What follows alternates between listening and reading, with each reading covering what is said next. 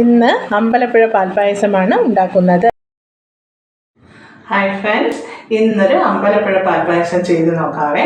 അപ്പോൾ അതിന് എന്തൊക്കെയാണ് ഇൻഗ്രീഡിയൻസ് വേണ്ടതെന്ന് നമുക്ക് നോക്കാം. വളരെ സിമ്പിളായിട്ട് ഉണ്ടാക്കാൻ പറ്റുന്നതാണ്.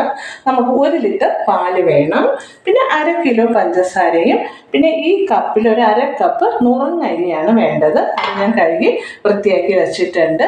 അപ്പോൾ നമുക്ക് എന്താണെന്ന് നോക്കാം. അപ്പോൾ നമുക്ക് തീ കത്തിച്ച് കുക്കർ വയ്ക്കാം. 5 ലിറ്ററിൻ്റെ കുക്കറാണ് ഞാൻ എടുത്തിരിക്കുന്നത്.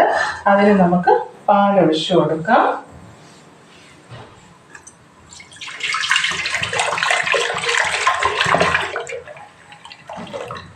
പാലൊഴിക്കുമ്പോൾ തന്നെ ഹൈ ഫ്ലെയിമിൽ തന്നെ തീ വെച്ചിരുന്നാൽ മതി.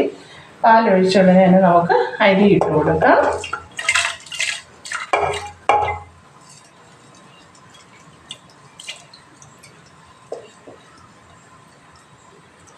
അരി ഇട്ട് കൊടുത്തിട്ടുണ്ട്.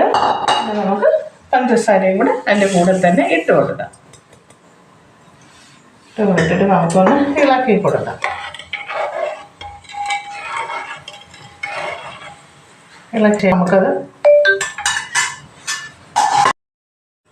ഇളക്കിയതിന് ശേഷം നമുക്ക് അത് അടച്ചു വയ്ക്കാം. അടച്ചു വെച്ചിട്ട് ഒരു 5 മിനിറ്റ് അടച്ചു വയ്ക്കാം. അടച്ചു വെച്ചതിന് ശേഷം നമുക്ക് ചെറിയ കുമിളകൾ വരുമ്പോൾ നമുക്ക് വെയിറ്റ് ഇട്ട് കൊടുക്കാം.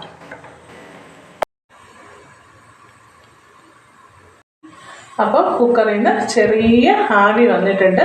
അപ്പോൾ നമുക്ക് വെയിറ്റ് വെച്ച് കൊടുക്കാം. വെയിറ്റ് വെച്ച് കൊടുക്കുമ്പോൾ തന്നെ തീ ഒന്ന് സിമ്മാക്കണം.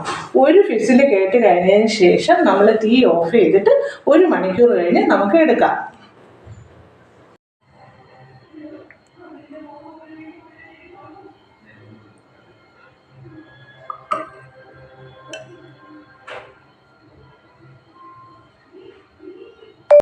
അപ്പോൾ നമ്മുടെ അമ്പലപ്പുഴ പാൽപ്പായസം ഇവിടെ റെഡി ആയിട്ടുണ്ട്.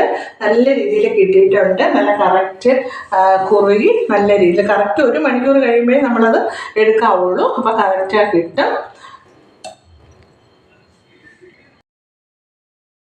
ഞാൻ ബോളിയും പായസമാണ് എടുത്തിരിക്കുന്നത്. അത് രണ്ടുമാണല്ലോ നല്ല കോമ്പിനേഷനാണ്. എല്ലാവരും ചെയ്ത് നോക്കണം. കുട്ടികൾക്കൊക്കെ വളരെ ഇഷ്ടപ്പെടുന്നതാണ്. വളരെ എളുപ്പമാണ് ഈ പാൽപ്പായസം ഉണ്ടാക്കാനായിട്ട്. നുറുങ്ങരിയാണ് വേണ്ടത്. 1/2 കപ്പ്, 1 ലിറ്റർ പാല്, പിന്നെ 1/2 കിലോ പഞ്ചസാരയും കൂടെ ഉണ്ടെങ്കിൽ നമുക്ക് പെട്ടെന്ന് ഉണ്ടാക്കിയെടുക്കാൻ പറ്റും. ബോളിയായിട്ട് എല്ലാവരും കഴിച്ചു നോക്കണം. ലൈക്ക് ചെയ്യണം, ഷെയർ ചെയ്യണം. അടുത്തൊരു റെസിപ്പിയുമായി വരുന്നവരേക്കും ടാറ്റാ.